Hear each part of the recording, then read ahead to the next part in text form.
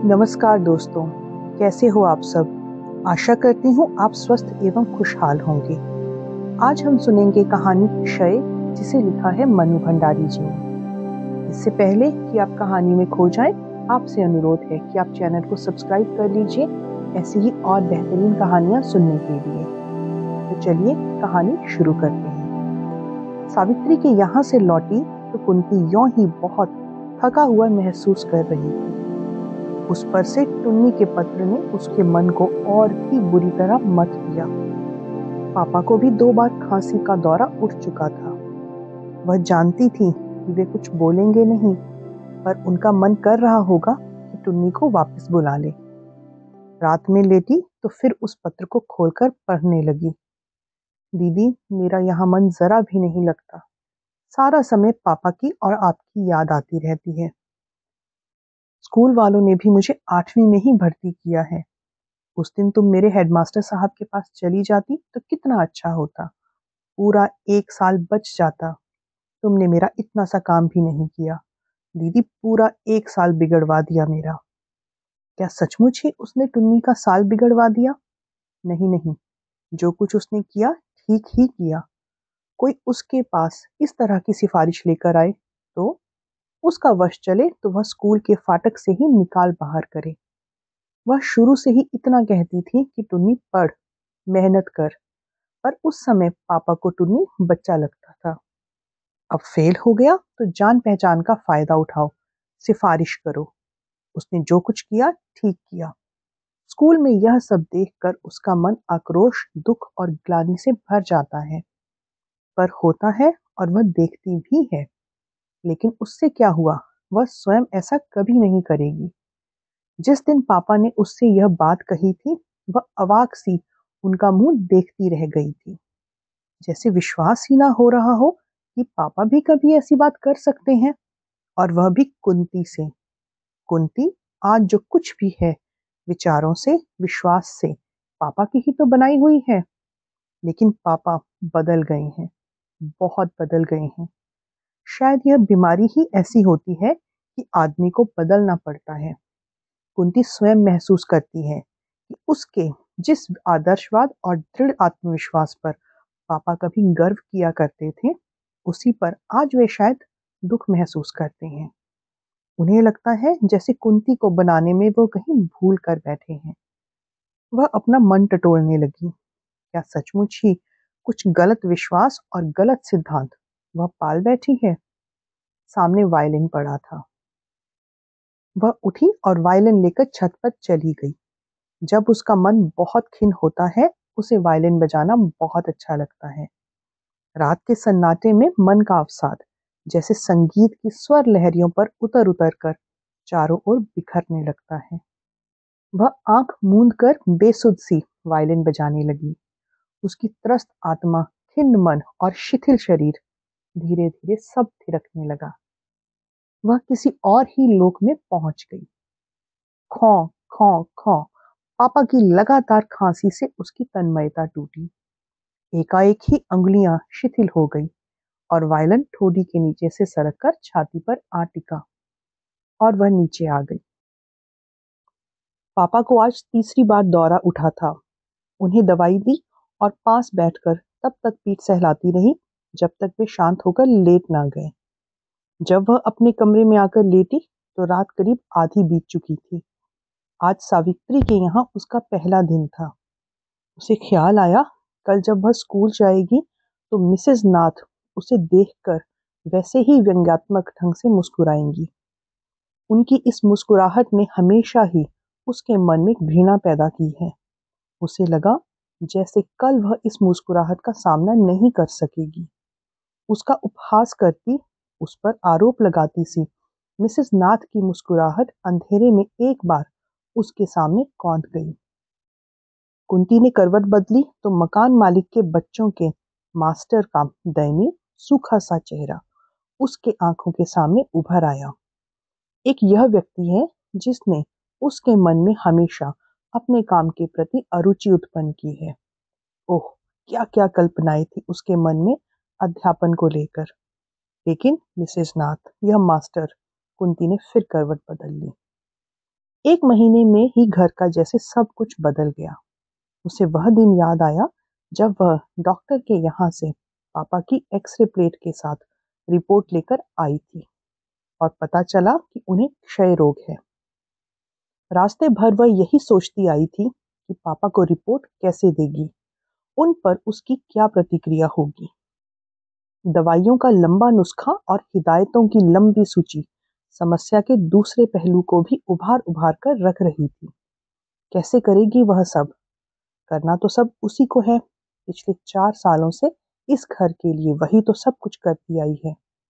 वही तो है पापा की पहली संतान। और पापा हमेशा ही कहते थे, वह उनकी लड़की नहीं, लड़का है। शुरू से ही उसे लड़के की तरह ही पाला।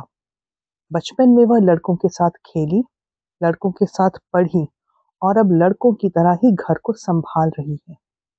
पर अब घर पहुंची तो पापा पलंग पर लेटे हुए थे। उसने चुपचाप वह लिफाफा उनके हाथ में थमा दिया और नौकर को चाय लाने का आदेश दिया और अंदर चली गई। वह प्रतीक्षा कर रही थी कि पापा उसे बुलाएंगे, कुछ कहेंगे, पर उन्होंने बुलाया ही नहीं। क्या पापा को रिपोर्ट देखकर सदमा लगा? क्या वह पहले नहीं जानते थे कि उन्हें क्षय रोग है? फिर क्या हुआ? चाय पीने वह बाहर जाकर बैठी। शायद अब कोई बात चले, पर फिर मौन। पापा पैर फैलाकर तकिए के सहारे बैठे शून्य नजरों से आसमान निहार रहे थे। कुंती ने प्याला पकड़ाया तो चाय पीने लगे। खामोशी के वे क्षण कुंती को बहुत बोझिल लगने लगे थे। सामने इतनी बड़ी समस्या है और दोनों यों ही मौन बैठे हैं। स्थिति की गंभीरता को दोनों ही महसूस कर रहे थे, पर लग रहा था कि जैसे उसका नाम लेने भर से वह और विकट हो जाएगी। पापा शायद सोच रहे थे कि दोनों बच्चे कितने असहाय महसूस करने लगेंगे, और कुंती सोच रही थी कि बात करने से ही पापा के मन में जीवन के प्रति कैसी घातक निराशा छा जाएगी। दोनों बच्चों के अनिश्चित भविष्य की चिंता उन्हें कितना व्यथित बना देगी। पर मौन रहने से भी तो सब कुछ सुलझ नहीं जाएगा। तब केवल बात करने भर के लिए ही कुंती ने टुन्नी को इलाहाबाद भेजने की बात कह दी थी। वह जानती थी कि पापा इसका विरोध करेंगे।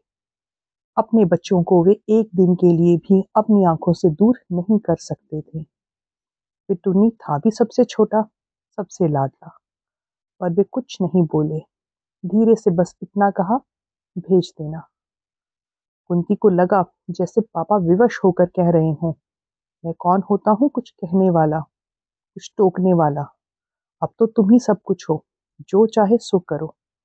मैं तो क्षय का रोगी हूँ। कुंती की आंखें छल छला आई थी। थोड़ी देर बाद पापा ने रुकते रुकते कहा था, एक बार कोशिश करके इसे चढ़वा तो दे। तेरी हेडमास्टर साहब से अच्छी जान पहचान है। वहां भी जाएगा तो 1 साल तो बच जाएगा। जहर की तरह कुंती ने चाय का घूंट निगला था और अपने को भरसक संयत करके बोली थी, पापा कम से कम स्कूल को तो इन सारी भ्रष्ट बातों से भ्रष्ट ना करवाओ। टुन्नी मेरा अपना विद्यार्थी होता तब भी मैं उसे कभी नहीं चढ़ाती। उसके स्वर में आवेश नहीं था पर दृढ़ता थी, और पापा चुप हो गए थे। पर आज टुन्नी का पत्र न जाने क्यों रह रहकर मन में टीस उठा रहा था। कुंती को लगा जैसे प्यास से उसका गला सूख रहा है। उसने पानी पिया, आकर लेटी तो नजर फिर वायलिन पर पहुंच गई। एक बार फिर इच्छा हुई कि वायलिन लेकर छत पर चली जाए, पर उसने अपनी आंखें बंद कर ली। सावित्री की ट्यूशन वह निभा सकेगी क्या? अब तो जैसे भी हो निभाना ही होगा। वह स्कूल में 6 घंटे काम करती है, तब जाकर कहीं उसे 200 रुपए मिलते हैं, और कहीं 1.5 घंटे के ही 200 रुपए। फिर 1 महीने खुशामद की उसकी माँ ने। 4 चक्कर तो घर के ही लगाए, पर फिर भी। और उसकी आंखों के सामने मकान मालिक के मास्टर जी फिर घूम गए। वे मास्टर जी हैं, पर कभी रिक्शा में सामान लदवा कर लाते हैं तो कभी सेठानी का हिसाब लिखते हैं। हम्म, वह तो जिस दिन भी देखेगी कि उसके सारे परिश्रम के बावजूद सावित्री नहीं सुधर रही, कुछ भी नहीं सीख रही, उसी दिन छोड़ देगी, चाहे कितनी ही मुसीबत क्यों न सहनी पड़े। सावित्री को पढ़ाना कोई सरल काम नहीं है। जो 8वीं के भी लायक नहीं है उसे 9वीं में पास कराना। उफ, सोचकर ही दिमाग घूम जाता है। 1 महीने में ही पापा ने बैंक के 1000 से अधिक रुपए निकल चुके थे। वह नहीं चाहती है कि अब और निकले। पूंजी के नाम पर उनके पास कुल जमा 5000 ही तो थे, जिनके प्रति उनका मोह उम्र के साथ ही साथ बढ़ता जा रहा था। लगता था जैसे यह रुपया ही उनका एकमात्र सहारा है। उसे वे कभी कुंती के ब्याह के लिए बताकर एक उत्तरदायी बाप होने का संतोष प्राप्त करते थे, तो कभी टुन्नी की पढ़ाई के लिए बताकर उसके उज्जवल भविष्य की कल्पना का सुख लेते थे। उसमें से भी अब खर्चा होने लगा था। कुंती भी क्या करती? या तो पापा की पेंशन, उसकी खुद की तनख्वाह और गांव के मकान के किराए से वह अच्छी तरह काम चलाती आ रही थी। पर यह बीमारी का अतिरिक्त खर्च, और बीमारी बीमारी भी अनिश्चित अवधि तक की। दूर कहीं मुर्गा बांग दे रहा था। यह क्या सवेरा होने आया? तो आज तो वह बिल्कुल ही सो नहीं पाई। कल सवेरे फिर से ही जुट जाना है। बाजार, स्कूल, सावित्री, पापा की परिचर्या, उसका सिर भारी होने लगा था सब कुछ सोच सोच के। अपनी क्लास लेकर कुंती स्टाफ रूम में पहुंची और चुपचाप कुर्सी पर बैठकर बाहर देखने लगी। बहुत सी कापियां जांचने के लिए जमा हो गई थी, पर मन ही नहीं कर रहा था कुछ करने का। सिर बेहद भारी हो रहा था और नींद नींद तो आंखों में घुले जा रही थी। तभी मिसेस नाथ अपने भारी भरकम कंधों पर कॉपियों के 2 गट्ठर लादे घुसी। उसने देखकर भी नहीं देखा। मिसेस नाथ भी कुछ नहीं बोली, चुपचाप कॉपियां जांचने बैठ गई। कुंती ने सोचा, क्या इन्हें मालूम नहीं हुआ कि मैंने सावित्री की ट्यूशन ले ली है? हो सकता है आज ना पता चला हो, पर कल तो पता चलेगा ही। तब क्या होगा? फड़फड़ाती हुई एक कॉपी फर्श पर गिरी तो कुंती ने चौंक कर पीछे देखा। मिसेस नॉर्थ ने गुस्से में आकर किसी लड़की की कॉपी ही उछाल दी थी और बड़बड़ा रही थी। दिमाग में गोबर भरा है और पढ़ने का शौक चर्राया है। अपने घर बैठो, खाओ पियो और मौज करो। ना जाने कहां कहां से दिमाग चाटने आ जाती है। कुंती फिर बाहर देखने लगी। यों वह इस 1 साल में इन सभी बातों की काफी अभ्यस्त हो चुकी थी। फिर भी लड़कियों पर यों झुझलाना, ऐसे अपशब्द कहना उसे कभी अच्छा नहीं लगता। फिर पढ़ी लिखी सभ्य सुसंस्कृत महिलाओं के मुंह से निकले ऐसे शब्द जो इतनी छात्राओं की अध्यापिकाएं हैं, उनकी आदर्श हैं। उसे याद आया जब पहली बार उसने इन्हीं मिसेस नाथ को डांटते हुए सुना था, तो आश्चर्य और गुस्से के साथ साथ उसे बेहद हंसी भी आई थी। वो गुस्से से कांपती हुई जोर जोर से स्केल को मेज पर पटक कर सामने खड़ी थर थर कांपती किसी लड़की को कह रही थी, कल यदि पाठ याद करके नहीं आई तो इस चलते हुए पंखे में लटका दूंगी। और कुंती को पंखे से लटकी हुई लड़की की कल्पना ने बेहद हंसाया था। एक वह थी जो अपनी कमजोर छात्राओं को सवेरे जल्दी आकर पढ़ाया करती या देर तक रुक कर पढ़ाती। स्नेह और सहानुभूतिपूर्ण व्यवहार से उनके खोए आत्मविश्वास को जगाती। पढ़ाई के अतिरिक्त विभिन्न रुचियों के विकास के लिए नई योजनाएं बनाया करती। इस सब का यह परिणाम हुआ कि थोड़े ही दिनों में वह अपने सहकर्मिणियों के बीच व्यंग्य और उपहास की पात्र और छात्राओं की परम मित्र बहन जी बन गई थी। पर साल भर बीतते बीतते उसका भी उत्साह बहुत कम हो गया। कॉपियां देखते समय उसने कई बार अपने परिश्रम की व्यर्थता महसूस की थी। पर फिर भी ऐसे अपशब्द, इस तरह झल्लाना, क्या यह एक अध्यापिका को शोभा देता है? सुना है सावित्री की माँ ने उसे किसी दूसरे स्कूल में 9वीं कक्षा में भर्ती करा दिया है और शायद तुमने उसे घर पर पढ़ाना मंजूर कर लिया है। बात कुंती से ही कही गई थी, पर कुंती ने ना मुड़कर उधर देखा ना ही जवाब दिया। पैसे के जोर से 9वीं कक्षा क्या, मैट्रिक का सर्टिफिकेट भी मिल सकता है। और भाई, हमने तो पहले ही कहा था कि ऐसी अच्छी ट्यूशन भाग्य से ही मिलती है। तब सामने वाला खुशामद कर रहा है तो हम क्या, सीखे ना सीखे हमारी बला से। हम तो जितना समय तय हुआ है पढ़ाकर चले जाते हैं। अच्छा कुंती, कितना लोगी उनसे? मिसेस नाथ के शब्द कुंती को बुरी तरह भेद रहे थे। बिना मुड़े ही उसने जवाब दिया, मैंने लेन देन की कोई बात नहीं की है। 1 महीने में कोशिश करूंगी। यदि वह कुछ सीखेगी तो आगे पढ़ाऊंगी, नहीं तो छोड़ दूंगी। और उसे लगा कि मिसेस नाथ के चेहरे पर फिर वही व्यंग्यात्मक मुस्कुराहट फैल गई है। मानो कह रही हो, अभी नई नई हो इसलिए यह सब कह रही हो, धीरे धीरे अपने आप रास्ते पर आ जाओगी। क्या सचमुच कुंती भी एक दिन मिसेस नाथ जैसी ही हो जाएगी? घर जाकर कुंती ने चाय पी और सावित्री के यहाँ चलने की तैयारी करने लगी। चाय वह हमेशा पापा के साथ बैठकर ही पीती थी और उनकी तबीयत का हाल भी जान लेती थी।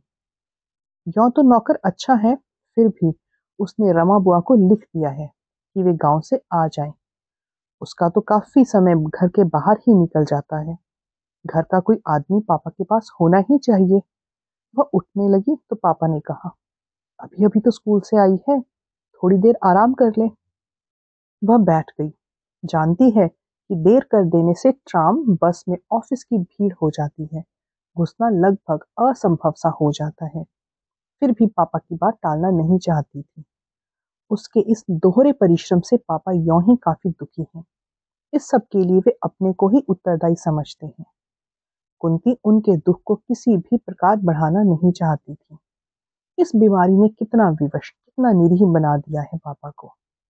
1 महीना पढ़ा कर ही कुंती को लगा कि सावित्री को वह अब नहीं पढ़ा सकेगी। 1.5 घंटा पढ़ाने के लिए पूरा 1.5 घंटा, और उसे बस में बिगाड़ना पड़ता है। और इस प्रकार स्कूल के बाद पूरे 3 घंटे सावित्री के नाम अर्पण हो जाते हैं। उसके बाद वह इतनी थक जाती है कि किसी पत्रिका की 2 पंक्तियां भी उससे पढ़ी नहीं जाती। कल जब वह लेटी थी तो उसने देखा था कि वायलिन पर हल्की सी धूल की परत जम गई है। उसका मन टीस उठा था। उसने धूल पोंछी, पर चाह कर भी बजाने के लिए ऊपर नहीं जा सकी। बस एक टक उसे देखती रही थी। और उसे लग रहा था कि जिंदगी का अगर यही रवैया रहा तो शायद वह फिर कभी वायलिन नहीं बजा सकेगी। इस बात की केवल कल्पना मात्र से ही उसकी आंखें छलछला आई थी।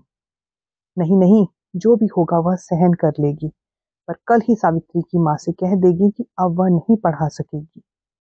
और सचमुच ही दूसरे दिन कुंती ने जाकर सावित्री की माँ से कहा, देखिए मैंने अपनी ओर से भरसक प्रयत्न किया, पर लगता है सावित्री को पढ़ाना मेरे लिए संभव नहीं होगा। सारे रास्ते वह संकल्प विकल्प करती रही थी। 1 महीने के लिए हुए 200 होगा। सारे रास्ते वह सोचती गई, 1 महीने के मिले हुए 200 रुपयों से घर की आर्थिक स्थिति कितनी संभल जाएगी। यह भी उसके सामने था, पर फिर भी उसने कह ही दिया, यह क्या बहन जी, आपके भरोसे तो हमने नया स्कूल शुरू करवाया था। आपके पास पढ़कर इसका मन कुछ कुछ लगने लगा था। ऐसा तो मत करिए, एक तरह किसी तरह बस 10वीं में पहुंचा दीजिए। मैं बेहद थक जाती हूँ और दूर भी बहुत आना पड़ता है। फिर पापा भी बीमार हैं, उनकी देखभाल दवा दारू करने के लिए भी तो मैं ही हूँ। पर कुंती को स्वयं लगा कि बात के अंत तक आते आते उसके स्वर की दृढ़ता जाती रही है। दूर तो है, कलाई में हीरे की चूड़ी नचाती हुई सावित्री की माँ बोली, पर 1 साल तो आप निभा ही दीजिए। फिर कुछ रुकते रुकते बोली, ना हो तो मैं गाड़ी का प्रबंध कर दूंगी, और क्या कर सकती हूँ। कुंती अवाक सी उसकी माँ का चेहरा देख रही थी। 200 रुपए और गाड़ी। बात यह है बहन जी कि सावित्री की बात एक बहुत बड़े घर में चल रही है। उन लोगों की एक ही जिद है कि लड़की 10वीं हो जाएगी तो शादी करेंगे। आप किसी न किसी तरह 10वीं में पहुंचा दीजिए, फिर वे संभाल लेंगे। अब आजकल के लड़कों को भी क्या कहें। और यह सावित्री है कि आपके सिवा किसी से पढ़ने को राजी ही नहीं होती। आप आइए, गाड़ी का प्रबंध मैं कर दूंगी। उस दिन कुंती गाड़ी में बैठकर घर लौटी। जैसे ही गाड़ी कोठी के फाटक में घुसी, उसने देखा मकान मालिक के यहाँ वाले मास्टर साहब रिक्शा में सामान लदवाए चले आ रहे हैं। अपने को गाड़ी में पाकर उसका मन गर्व और आत्मसंतोष से भर गया। उसने ट्यूशन भी ली तो आत्मसम्मान के साथ की। बड़ी कोठी को पार करते समय वह अपने घर के सामने उतरी। पापा ने सुना तो वो भी प्रसन्न हुए। दूसरे दिन संध्या को जब गाड़ी में बैठकर सावित्री के यहाँ जा रही थी, उसने पहली बार महसूस किया कि रास्ता कितना सुंदर है। ठसाठस भरी हुई बस में धक्के खाते समय शायद अपने को संभालने की चिंता ही अधिक रहती थी, और काम से लौटे हुए सट सट कर खड़े प्राणियों के पसीने की दुर्गंधता से मन भन्नाता रहता था। उस सब को पार करते रास्ते का सौंदर्य देख पाना क्या कोई सरल काम था? थोड़े दिनों में तो उसे लगने लगा काश वह स्कूल भी गाड़ी में ही जा पाती। टुन्नी का मन अब लग गया था। मामा ने खबर दी कि वह पढ़ाई में भी अच्छा चल रहा है। पापा की तबीयत कभी ठीक कभी खराब ऐसे ही चलती थी। बोलना उन्होंने एक प्रकार से बंद ही कर दिया था। उनकी देखभाल के लिए रमा बुआ आ गई थी। कुंती के लिए वही स्कूल, घर, सावित्री, सारा घर जैसे ढर्रे पर चल रहा था। पर जब मन बहुत उबलता तो रात में ऊपर जाकर घंटों वायलिन बजाती। यही तो उसके नीरस जीवन का एक आधार था। उस दिन कुंती सावित्री को पढ़ाकर घर के लिए काम दे रही थी कि सावित्री की माँ ने एक बच्चे के साथ प्रवेश किया। बहन जी, यह सावित्री का भांजा है, अब से मेरे पास ही रहेगा। इसे कल ही स्कूल में डाला है। सावित्री के बाद थोड़ी देर तक इसे भी देख लिया कीजिए। कुंती को बोलने का अवसर दिए बिना ही वह बोले चली जा रही थी। बड़ा प्यारा बच्चा है, मीठी मीठी बातें करके आपका मन मोह लेगा। नमस्ते करो मुन्नू। और उस बच्चे ने छोटे छोटे हाथ जोड़ दिए। कुंती ना हाँ कह सकी ना ना। अब सावित्री के बाद आधे घंटे के करीब वह बच्चे को भी पढ़ाने लगी। संतोष और तसल्ली यही थी कि उसके बाद उसे गाड़ी घर तक छोड़ने आती थी, और गाड़ी में बैठकर जब ठंडी हवा का झोंका उसके बदन को सहलाता था तो उसे बहुत अच्छा लगता था। धीरे धीरे यह सिलसिला बढ़ता गया। सावित्री के छोटे भाई बहन में से कोई ना कोई जब तब आता ही रहता। कभी किसी को घर का काम पूछना रहता था तो किसी को टेस्ट की तैयारी करने रहती थी। सावित्री की माँ बस इस बात का ध्यान रखती थी कि सावित्री जब तक पढ़े कोई बच्चा कमरे में ना जा पाए। कभी कभी तो स्वयं उसके पास आकर बैठती, सावित्री की पढ़ाई की बात पूछती, पापा की तबीयत के बारे में पूछती, घर की और बातें पूछती, और फिर कुंती के धैर्य की। फिर धीरे धीरे उसने कुंती के धैर्य और साहस की तारीफ करनी शुरू कर दी। शुरू शुरू में कुंती को यह सब बहुत अटपटा लगता था, पर धीरे धीरे वह इन सब की अभ्यस्त हो गई थी। रात को जब वह लेटी तो टुन्नी की बड़ी याद आ रही थी। आज स्टाफ रूम में एक देखे हुए सिनेमा पर बड़ी बातें होती रही थी। टुन्नी के जाने के बाद कितना नीरस हो गया है उसका जीवन। बिस्तर पर लेटे हुए पापा और काम में व्यस्त बुआ जी। उसके बराबर की और लड़कियां कितनी मौज करती हैं, घूमना फिरना, सैर सपाटे, हंसी मजाक। लेकिन उसके जीवन में तो यह सब दूर दूर तक भी नहीं है, और क्या कभी होगा भी नहीं। क्या उसका सारा जीवन यूं ही निकल जाएगा? जितना रुपया वह कमाती है उसमें कितने ठाठ से वह रह सकती है, पर वह तो जानती ही नहीं कि ठाठ क्या होता है, मौज क्या होती है। पापा अब क्या कभी अच्छे नहीं होंगे? कितने दिन वह इसी तरह पड़े रहेंगे? टुन्नी होता तो वह कल ही उसके साथ सिनेमा जाती। कब टुन्नी बड़ा होगा और उसके कंधों का भार हल्का करेगा। सच, अब तो वह खुद भी ऊब गई थी। सामने वायलिन लटका था, अब वह बजा नहीं पाती, उसे देखती रहती है। उसे एकटक देखते रहना भी सांत्वना देता है। इतना कम हो गया है उसका वायलिन बजाना। जब तब समय मिलता है तो उसकी धूल पोंछ देती है। कभी कभी तो उसका मन करता है कि घर, स्कूल सब छोड़ छाड़ कर अपना वायलिन लेकर कहीं चली जाए और इतना बजाए कि उसका खुद का अस्तित्व ही मिट जाए। वह कुंती ना रहे, बस संगीत की एक स्वर लहरी बन जाए, उसमें मिल जाए। दिसंबर की छुट्टियों में टुन्नी आया। उसके आने से ही घर चहक उठा। पापा प्रसन्न, कुंती प्रसन्न। घर की एक रास्ता टूट गई। आते ही उसने फरमाइश की कि क्रिकेट का टेस्ट मैच देखेंगे। अभी भी क्रिकेट के लिए उसका पागलपन जैसे का तैसा बना हुआ है। पिछले साल सारा दिन क्रिकेट खेल खेल कर ही तो फेल हुआ था, पर इस बार कुंती ने टिकट का प्रबंध करने के लिए जमीन आसमान एक कर डाला। उसकी बड़ी इच्छा थी कि जैसे भी हो टुन्नी को वह मैच देखने के लिए भेज दे। इसी बहाने वह अपने परिचितों के घर भी हो आई, वरना आजकल तो मिलना जुलना छूट सा गया था। पर किसी भी तरह टिकट का प्रबंध नहीं हो सका। वह समझ नहीं पा रही थी कि लोगों पर ऐसा पागलपन कैसे सवार हो जाता है इस खेल को लेकर। किसी चीज का नशा भी होता है। यह सब वह जैसे धीरे धीरे भूलती जा रही थी। उसने टुन्नी को समझा दिया कि कमेंट्री सुनकर ही संतोष कर लेना। सावित्री के यहाँ पढ़ाने गई तो सावित्री ने डरते डरते कहा, बहन जी कल मत आइएगा, हम मैच देखने जाएंगे। अच्छा, तुम लोगों को टिकट मिल गए? कैसे? मेरा भाई भी आया हुआ है इलाहाबाद से, पागल हो रहा है, पर किसी भी तरह टिकट का इंतजाम नहीं हो सका। सावित्री ने कहा, माँ से पूछती हूँ, शायद एक आध टिकट ज्यादा हो, और वह भाग गई। कुंती सोच रही थी, उसे इन लोगों का ख्याल क्यों नहीं आया अभी तक। माँ आई, टेलीफोन किया और कहा, आप उसे तैयार रखिएगा 9 बजे। बच्चे गाड़ी में ही उधर से ही लेते चले जाएंगे। कुंती प्रसन्न हो गई। टुन्नी सुनेगा तो कितना प्रसन्न होगा। वह जबरदस्ती इन लोगों से खिंची खिंची रहती है, कितना अपनापन रखती है बेचारी। पापा के बारे में भी हमेशा पूछती रहती है, कहती रहती है, किसी भी तरह की जरूरत हो तो कहिएगा, और वह व्यवहार में क्यों जरूरत से ज्यादा रुखी है। टुन्नी इलाहाबाद लौट गया। उसी सप्ताह 2 बार पापा की तबीयत बहुत खराब हुई। कई दवाइयां बदली, विशेषज्ञ को भी बुलाना पड़ा, और ना चाहकर कुंती को फिर बैंक से 500 रुपए निकलवाने पड़े। आखिर वह क्या करे? अब बचे ही कितने हैं, वे भी समाप्त हो जाएंगे, तब क्या करेगी? कुंती नहीं जानती थी कि तब वह क्या करेगी। सावित्री के छमाही इम्तिहान का फल निकलने वाला है। वह पहले से कुछ सुधरी जरूर है, पर 9वीं में पास नहीं हो सकती।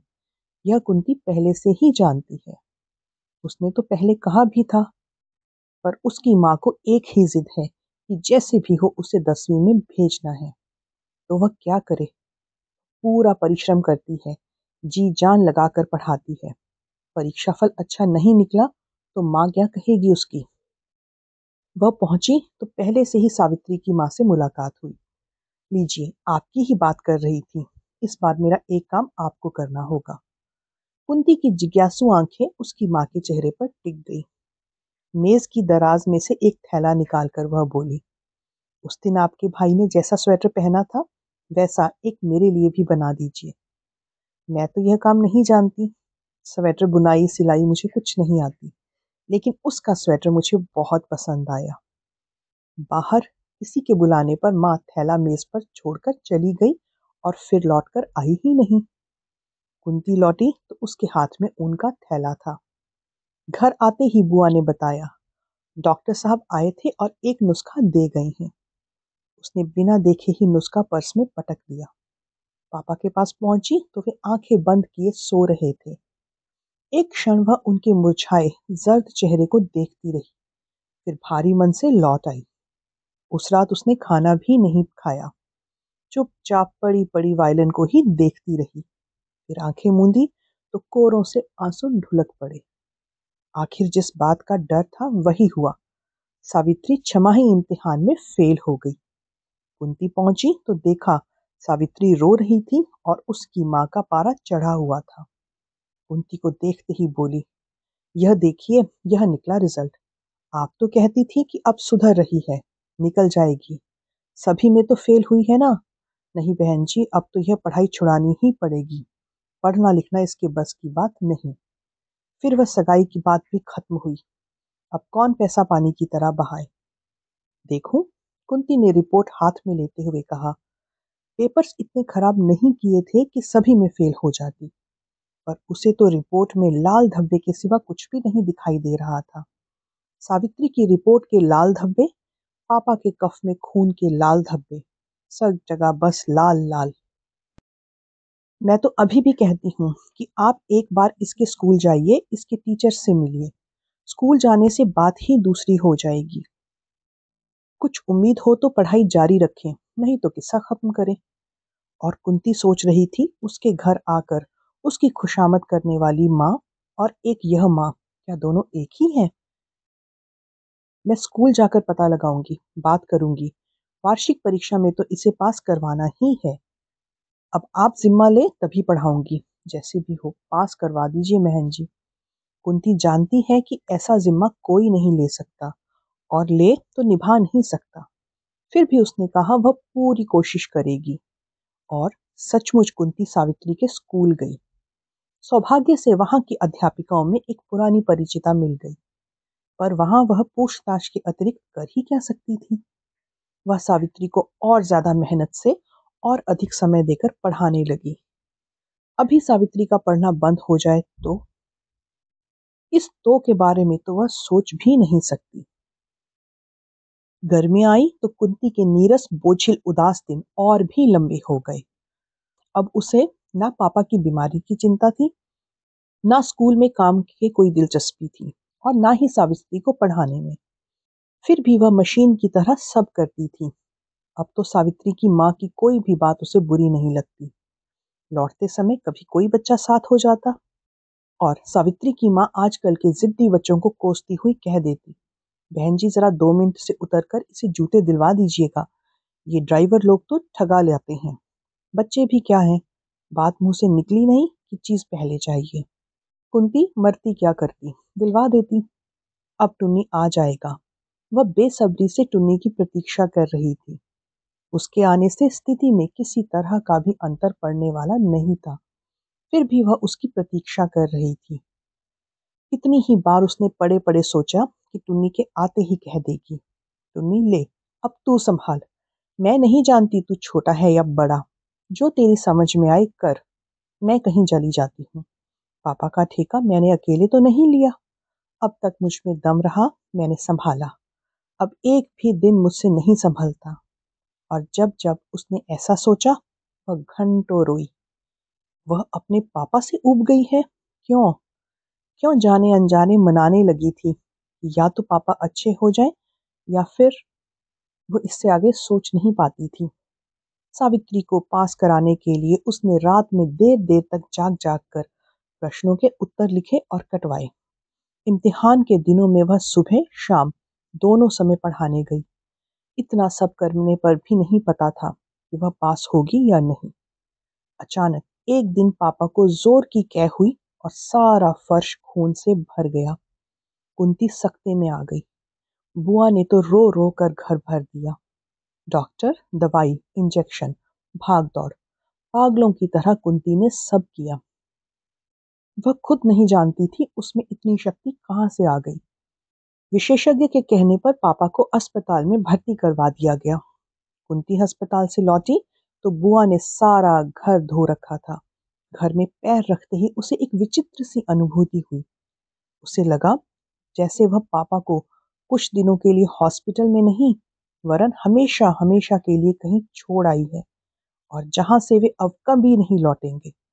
लेकिन अपनी ही सोच के बारे में सोचकर वह खुद ही सिहर गई। टुन्नी को तार देकर बुला ले? नहीं नहीं, 2 दिन बाद उसकी परीक्षा समाप्त होगी, तभी बुलाएगी। कहीं बीच में ही आज गया तो यह साल फिर खराब हो जाएगा। 1 साल तो पहले ही खराब हो चुका है। 2 दिन बाद ही कुंती को सावित्री की माँ से जाकर 500 रुपए मांगने पड़े। उसकी माँ ने भी रुपए दे दिए। उसने जल्दी से उन्हें लौटाने का आश्वासन दिया। इम्तिहान हो चुके थे, पढ़ाने का काम अधिक था नहीं। यहीं इधर उधर कुछ करवाकर कुंती लौटी तो सावित्री की माँ ने कहा, बहन जी अब तो सावित्री का रिजल्ट निकलने वाला है। आप एक बार जरा स्कूल में देख आइए ना। ऊंच नीच हो तो अभी कुछ करवा डालिए। रिजल्ट निकलने के बाद बड़ी मुश्किल हो जाती है। अभी जाना चाहे तो गाड़ी नीचे ही खड़ी है। जी इस समय तो मुझे हॉस्पिटल जाना है, फिर मैं सोच रही हूँ इस बार वह ऐसे ही पास हो जाएगी। कोई भरोसा नहीं बहन जी, कल आप स्कूल के समय आकर चली जाइए। यह सब करवाने का जिम्मा अब आपका ही है। कुछ लेने देने की बात हो तो भी चिंता मत करना, उस स्कूल में सब चलता है। बस जरा बात करने का ढंग आना चाहिए। जी कल जाकर देखूंगी। मैं तो सोचती हूँ कि वह वैसे ही पास हो जाएगी। सोचिए वोचिए मत, आप चली ही जाइए। उतरते उतरते कुंती ने सुना। रात में सोई तो सोच रही थी कि वह ये 500 रुपए कैसे चुकाएगी। मामा को लिख दे कि गांव का मकान बेच दे। मामा को एक बार कम से कम आकर देखना चाहिए था। आज कितना असहाय वह अपने को महसूस कर रही थी। इतनी बड़ी दुनिया में क्या कोई भी ऐसा नहीं है जो इसकी पीठ पर आश्वासन भरा हाथ रख दो शब्द सांत्वना के ही कह दे। रोते रोते उसकी हिचकियां बंद गई। अचानक ही उसके मुंह से निकला, हे भगवान, अब तू पापा को उठा ले, मुझसे बर्दाश्त नहीं होता, मैं टूट चुकी हूँ। और फिर खुद ही उसने अपने दोनों हाथ कसकर मुंह पर रख लिए, मानो मुंह से निकली हुई इस बात को वापस धकेल देना चाहती हो। सामने वायलिन लटका था, उस पर धूल की एक मोटी सी परत जम गई थी। वायलिन बजाना तो उसका कब का छूट चुका था, जब तब उसकी धूल पोंछ दिया करती थी, और अब तो वह भी छूट गया था। कितने दिनों से उसने धूल तक नहीं पोंछी, आज भी उससे उठा नहीं जा रहा है। क्या होगा केवल धूल पोंछकर? अब क्या वह कभी वायलिन बजा पाएगी? टेलीफोन करके इधर उधर से कोशिश करके सावित्री की माँ ने पता लगा ही लिया कि सावित्री 2 विषयों में फेल है। एक विषय में फेल होती तो उसे 10वीं में चढ़ा दिया जाता, पर अब उसे नहीं 10वीं क्लास में बिठाया जाएगा। एक विषय में जैसे भी हो उसे पास करवाना ही है। कुंती जब पहुंची तो माँ ने उसे बैठने तक नहीं दिया। बहन जी, मैंने पता लगा लिया, वरना सावित्री तो फेल ही हो जाती। आपने तो कह दिया था पास हो जाएगी। आप तुरंत ही गाड़ी लेकर जाइए, अपनी पहचान वाली बहन जी या फिर बड़ी बहन जी से बात करिए। इधर उधर कोशिश करके पास करवा कर आइए, नहीं तो हमारे इतने रुपयों पर पानी फिर जाएगा, और साल खराब होगा सो अलग। किन 2 विषयों में फेल हो गई है, वहां जाकर पता लगाइए। फेल हुई है यह बात तय है। आपने जिम्मा लिया था, अब तो पूरा करना ही पड़ेगा। कुंती से कोशिश करके भी कुछ बोला नहीं गया। गाड़ी नीचे खड़ी है, देर करने से अब काम नहीं चलेगा।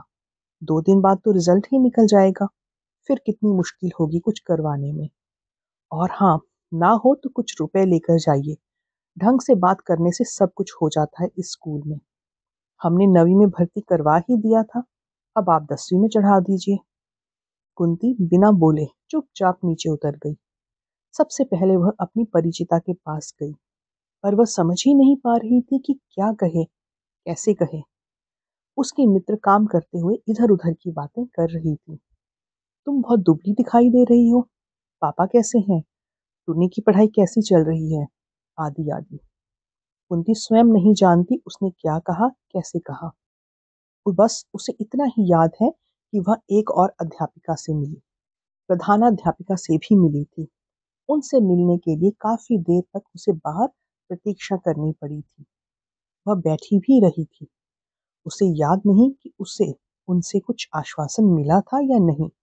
उसे यह भी नहीं पता था कि वह लौटकर सावित्री की माँ से क्या कहेगी। नीचे उतरी तो प्यास से उसका गला बुरी तरह सूख रहा था। मई में गर्मी भी तो कितनी भयंकर होती है। उसने चपरासी से पानी मांगा।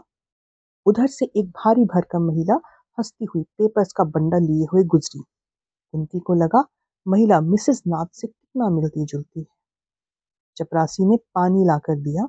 एक सांस में ही वह सारा ग्लास खाली कर गई। पता नहीं जल्दी पीने के कारण या क्यों, उसे बड़े जोर की खांसी आई। वह खांसती ही चली गई, यहाँ तक कि उसका मुंह लाल हो गया और आंखों से पानी निकलने लगा। एक हाथ से छाती दबाए और दूसरे से रुमाल मुंह पर रखे वह गाड़ी की ओर बढ़ी। खांसी बंद हुई, पर फिर भी उसके कानों में जैसे खांसी की ही आवाज गूंज रही थी।